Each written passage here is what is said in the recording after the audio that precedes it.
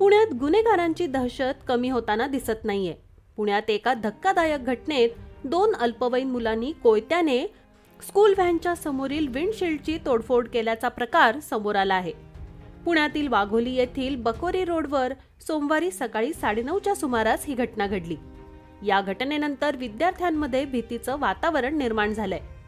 जुन्या वादातून हा हल्ला झाल्याचं म्हटलं जात असून या प्रकरणी दोघांना ताब्यात घेण्यात आलंय।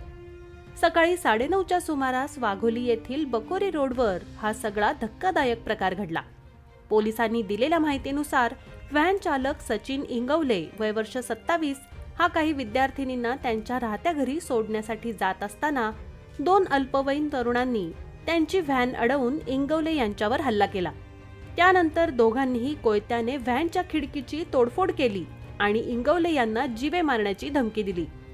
लोणीकंद पोलिसांनी या प्रकरणी 2 अल्पवयीन आरोपींना ताब्यात घेतलं आणि त्यांच्या विरुद्ध भारतीय दंड संहितेच्या संबंधित कलमांतर्गत गुन्हा दाखल करण्यात आलाय।